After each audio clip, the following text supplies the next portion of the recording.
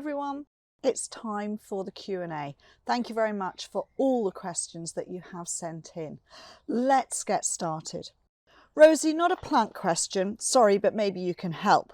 Where is the best place to store pots and containers that are not currently using but will use in the future?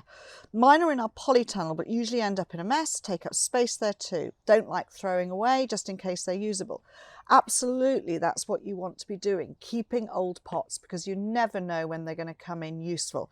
However, in a warm polytunnel where there's quite a lot of sunlight is not the best place to store your plastics because they deteriorate in the sunlight and you'll find they get quite brittle.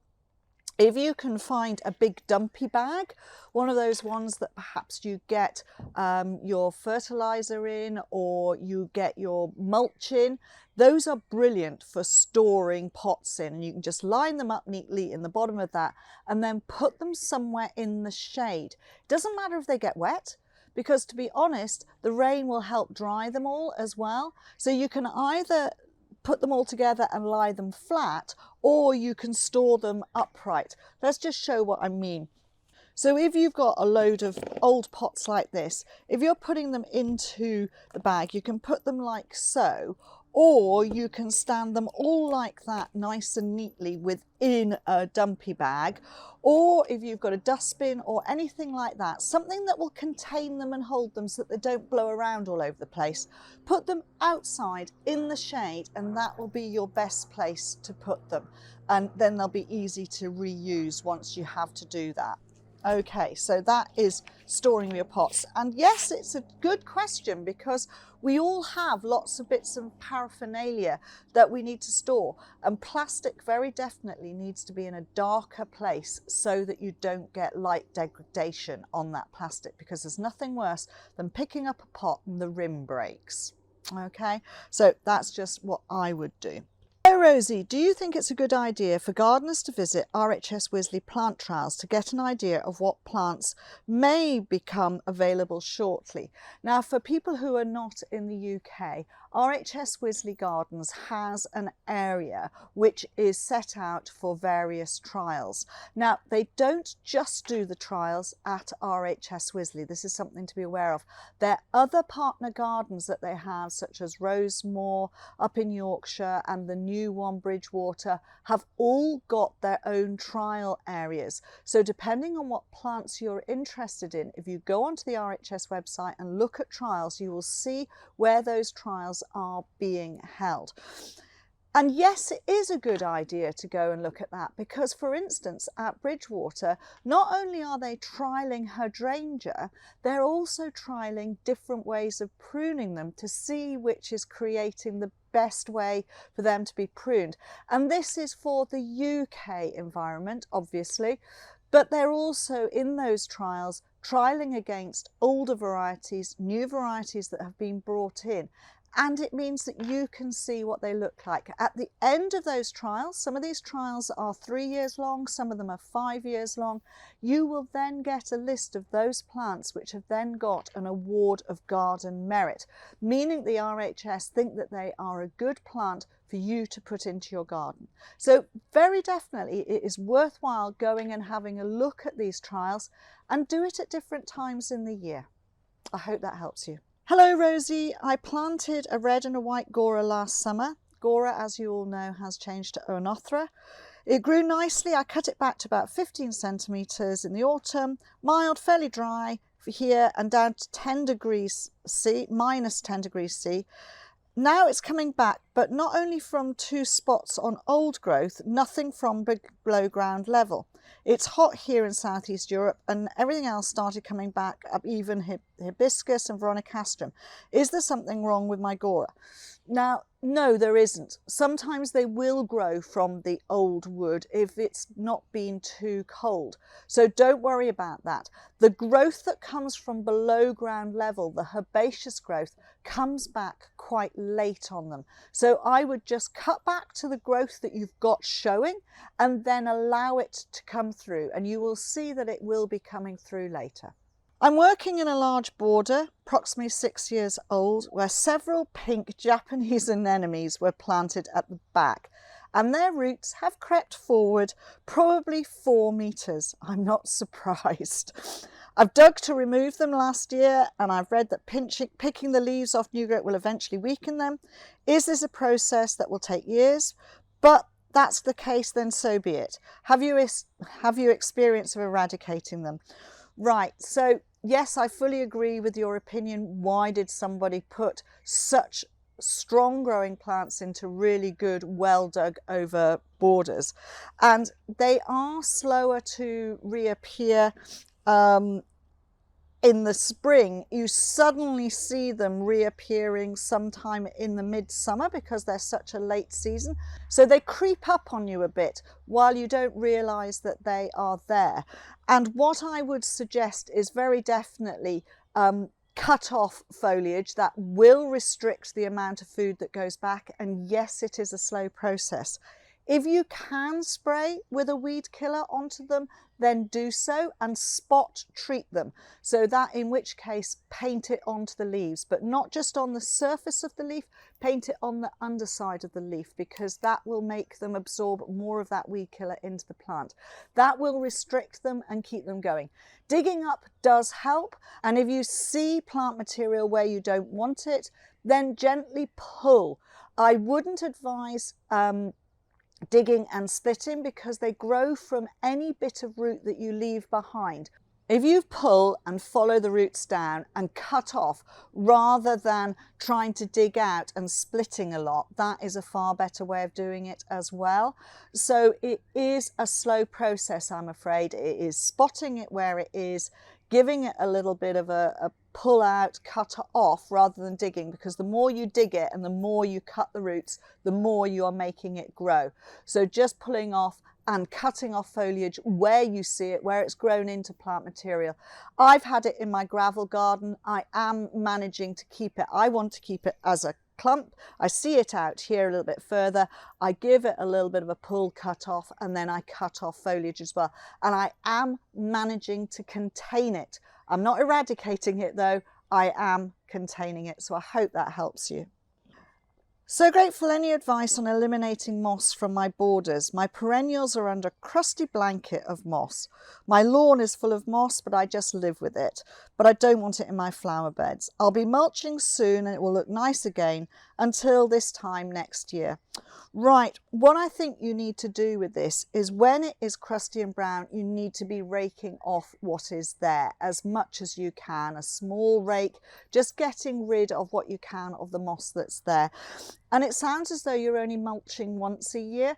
I think it would be better if you could mulch twice a year so that you are smothering that moss during the winter months and hopefully it won't reappear. You don't need to use a big layer for the winter mulch, but just something to cover it so that it is not there. That's all I can help you with, because in these moist winters, moss is going to be prevalent. So a little bit of pulling it off so that you're not covering that dry material, because although that dry material looks dead, it isn't. It will regenerate. So get rid of, mulch, then in the autumn, have a look, see what's there, and wait until probably November time and give a light layer of mulch so that you don't get too much moss growth through the winter months. Yeah, try that and see if it helps. Can you recommend shrubs for a windy front garden suitable to act as a bit of a windbreak for other less robust plants? Norfolk, the UK. This is very silly, but I've never known it not to be windy in Norfolk. So I understand what you are saying. So joking aside, it'll depend on how close to the coast you are as to whether or not you have got salty wind. If you're more inland, then there are different shrubs that you can use. You also don't sort of say what height you're wanting other than it as a barrier. So there are three things that I can recommend that are tough and that will create a barrier and you can remain and keep tidy as you want. So one of them is Prunus ottolicen, which is the Prunus with the very narrow dark green leaf. It works very, very well. It doesn't get as bad as the big old laurels. So that one is one. Lonicera nitida, a very old hedging plant, which is great. It's got tiny little narrow leaves. It is a really good buffer zone for other things to be protected, and you can keep it at whatever you want. You can make it into a wave hedge, really great, that's fine. And then another one, which is another old hedge but a lower growing hedge which flowers, and that would be Teucrium Lucedris. All of these would be evergreen, so that is also helpful, I think, from your point of view of protecting from the wind.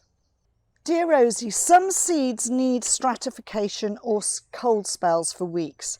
I fuss about it a bit and I want to know with mixed results.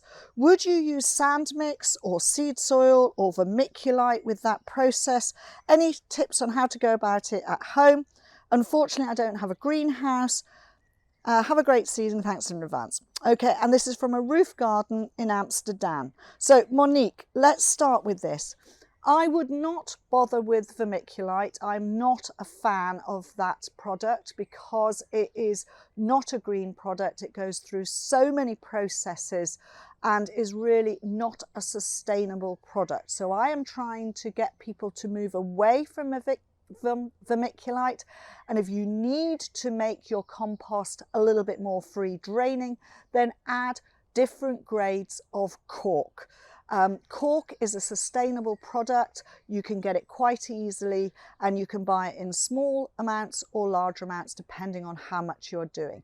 You can get 1 to 2 millimeter cork, which is good for mixing in and creating drainage. You can get 4 to 5 millimeter cork granules for putting over the surface of seeds once you have put them into seed trays. Now, this stratification process is something that is quite interesting, and yes, some seeds do need it. Basically, a small amount of damp, good quality seed compost mixed with your seeds and put into a small plastic container or put into a plastic bag and sealed up and labelled with what it is, the date you put it in, and then you can put it into the back of your fridge and you can leave it in your fridge for 1 week, 2 weeks, 3 weeks, depending on what it is that you are actually wanting to do. So that is what I was at, and I wouldn't worry about any of the other things that you're trying to mix with it. Just go with a good quality seed mix, perhaps use a little bit of cork if the seeds say they need to be free draining, into the fridge in either a small plastic container, little tub with a lid on, or a plastic bag tied round, but always put on the name of what you have, the date you put it in the fridge, and when you should be taking it out of the fridge. If you have lost shrubs during a hot and dry summer that were recently planted, when I replant, should I wait until fall or is it best to plant shrubs in the spring? This is zone 6 US. Now, from what I understand with the zone 6 is that you get really quite cold winters, somewhere around about down to minus 20 degrees Celsius. And you do get, a bit like us, you're getting hotter and drier summers. So it's quite a differential. I think what you need to do is you need to ask some of your local master horticulturalists what they recommend. My feeling is that you need to get them in late autumn, and if they are deciduous shrubs, you plant them then and allow them to go through the winter and then come out in the spring, because if you plant them in the spring and they're going from spring right into a hot summer again, you've got an awful lot of looking after. But it may be slightly different with what people find works there. Here in the UK, tree and shrub planting happens once deciduous trees have lost their leaves, and it's normally done from October right the way through the winter until now in the spring. But that is, we don't get the snow cover, we don't get the extreme cold. So you probably have a window of opportunity in the fall and a window of opportunity in the spring. And I think it really depends on sorts of things like how hot it's getting in the summer and how much water you can apply to the plants to get them established. So hopefully that helps you. Hello, I have a weigela. When is the best time to prune? Is it after flowering? Thanks. Most shrubs, you will find that the rule of thumb is to prune after flowering, and this will really help because you then don't take off too much growth. If you prune a weigela in the spring, you will find that you're cutting off the growth that is the flowering growth, therefore you forsake flower for that year. So if you prune back and you prune to the height that you want, or just a little bit lower than you actually wanting the shrub to be, that will help you keep your flowering for the next season. So prune after flowering. Hi Rosie, I've heard people say muscari can be invasive or take over, especially if you have sandy soil. Do you agree with that? They say they become more restricted in clay soil, but I wonder if it's because people haven't been keeping an eye on them. Will deadheading be enough to control them? I don't mind them spreading a bit as long as they don't take over. Okay, so this is one of those things whereby I think a lot of people use the word invasive when they just mean that something's become a little bit thuggy. So muscari can take over a bit if you don't watch what they are doing. And yes, I would say definitely deadheading so that you get rid of all that seedling growth will restrict them a little bit. You also probably need to thin them a bit, and you do that after flowering as well. That way you can keep them under control. They are something that loves to grow. If you have a more solid soil, it will restrict them slightly, and yes, if you've got a sandier soil, they will love it and take over. So just keep on deadheading, thinning, and you should be able to keep them under control, and just watch what they do. I'm going to change the position of some spring bulbs. Narcissus tete-a-tete to a container, muscari to a different place in the garden. What is the best time for it? I have a few beautiful blue violets, wild ones I think. Can I change their place in the garden too? So I would say as soon as your bulbs have finished flowering and you know where they are, then lift the clumps and move them to where you want them to go. That is the easiest thing for those. And then with the violets, yes, absolutely, you can lift those and move those whenever you want. They tend to like a semi-shady spot, so somewhere like that they will be happy. Can you recommend some good ground cover or companion plants for Acer palmatum? Now, Acer palmatum can be very large, and they can have branches really quite low. It will depend on whether you have crown pruned it a bit so that it's slightly taller and is more multi-stemmed, or whether it is a single stem. So depending on what height your lower branches are, there are different plants that you can use. Things that I always think go well with Acer palmatum are things like Hakonechloa macra, the beautiful Japanese grass. That looks fabulous carpeting underneath. It's a little bit taller, but it does make lovely clumps. Geranium nodosum types are another good form. They are great because they've got a lovely leaf which is slightly shiny, and then either blue, purple or white flowers depending on the variety that you choose, and they will carpet and go through.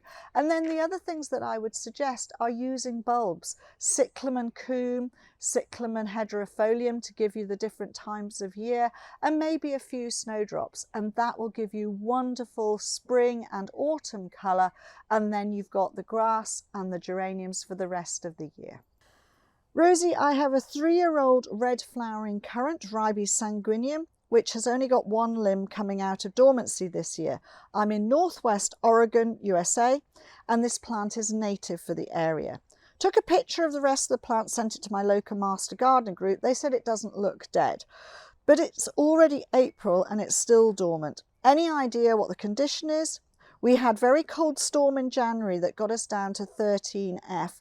So 13F somewhere around about -20C. My cup isn't very good, but I know that's pretty cold. Still should have been within the range for this plant. Now I fully understand that, but I have a feeling you had one of these ice storms, which means that not only was it cold, but it was wet and the stems and everything got covered in really severe ice and freezing cold, far more damaging than just a normal going down to cold. So I would say that probably that bit of your plant has been caught by the cold and it has damaged the bark that was on those stems. If you do the scrape test, so if you go to the stem and you just scrape a bit of the bark away and see if it's green underneath, that is fine. That means it is alive lower down. If it's looking bad, prune it back, because what will happen by pruning back any of the damaged material, you will stimulate it to come from lower down. And then yes, okay, it looks a bit odd with one limb that is up and looking good. I would also prune that back by half to just get the plant to rejuvenate. But I think you'll find it will be perfectly fine and get out of this by growing on through the year. No, you will not get wonderful flower this year, but you will maintain the plant. I hope that helps you. Hi Rosie, I would like to know why my peony is not flowering. It's about 3 years old now and was bought tiny. It produces leaves but not flowers. Right, with peonies when they are young, the propensity for people is to plant them too deep. So check, is it too deep? If it's too deep, the crown should be above soil level. The buds should be above soil level. So I would suggest you need to lift it slightly and just plant it gently. Also, I would suggest you need to feed it, and you need to give it a good balanced feed, something like a maxi crop seaweed food. That will help it, and that should then go. If it was that tiny when you put it in, it can take 3 to 5 years before they actually are mature enough to flower. So that could be another cause. The other thing is it too shady? Is it too sunny? It needs a balance. It needs to have a good amount of sunshine, but then also a bit of shade. So just check that you have actually got it planted in the right place, or if it is in a container, the container is in the right place for it to grow. And make sure if it's in a container, you are giving it enough free drainage, and that it is in something that is a John Innes mix, so a compost with John Innes. That will be the best mix for it. But the most reasons why things don't flower is they're planted too deep. You had a little second question there that you chucked in, and it was, when do you cut back the hellebores? Hellebores get pruned after flowering so that you don't allow them to self-seed around the place. So just quickly cut them back, the dead flowers back, any old foliage, and new foliage will come through. You also prune in the winter months and get rid of old foliage, usually around about December time, so that new flower and everything else comes through, and that is good horticultural practice. Hi Rosie, I thought of another couple of questions I wanted to ask, if that is okay. I love propagating plants from cuttings and want to increase what I've got. So with this, I'm just going to refer you to the fact that we have done a video on root pruning before. So if you can look back at the old video of root pruning, my son will put a link at the bottom of this Q&A so you can have a look at it. I took about 300 box cuttings in October. While the cuttings look great, they don't seem to have a lot of roots on them yet. How is this possible? The answer is that box can take a long time to put down roots, so don't worry. In the UK, however, box is not becoming something that we are using a lot now due to box blight and the box caterpillar moth. So we are starting to replace box with other evergreen plants that will grow. Just be aware of that. However, you can fertilize them, and I use a good slow release fertilizer when potting up plants, so Osmocote is very good. If you want to top dress with anything, then any tomato feed or maxi crop are both good for helping newly potted on plants go through. This next question is a little bit vague, and I need a little bit more help with understanding what you're actually wanting me to tell you. So I will read it out. I was once in a beautiful country pub garden, sitting on a lawn surrounded by fantastic borders of herbaceous plants. I was particularly struck by the layering of the borders, with high growth plants at the rear, low growth plants at the front, approximately 4 layers in total, with the back taller against a fence or wall, the front leading to the edge of the lawn. I've never been able to find plant descriptions or guidance on which herbaceous plants would be chosen for each layer to create the spectacular display of colour and beauty that I was so impressed with. Sorry, a bit long-winded, but I hope you can help. So in answer to this, what I would basically say is that is quite an old-fashioned way of actually doing borders. It used to be all the tall herbaceans at the back, middle to high, then medium, then low. Yes, it does look good, but nowadays we tend to have a little bit more airiness in this, and we will put a little bit of the taller slightly forward, so that when you're starting at one end of the border, you are looking round and looking into things. When you are looking at plants to buy to go in here, labels on plants will tell you the height and the spread. So it's usually the height first, the spread later. And it depends on what you want. But it is quite easy to do from that. And then you would grade them down. If that's what you're looking for, the grading down. But what you had to remember is that this pub garden probably looked great at one particular time in the year. And later on in the year, it would be a little bit patchy. So you can never keep a border looking like that all the time. And one way of doing it and trying to keep colour there all the time is interplanting with annuals. And you interplant with low annuals, medium annuals and taller annuals, so that you get this effect right the way through. So what I would say is look at the heights of plants, where they grow, and you should be able to do this yourself. Thank you very much for watching, and please do subscribe to the channel. If you want to watch another video of mine, YouTube thinks this one is perfect for you.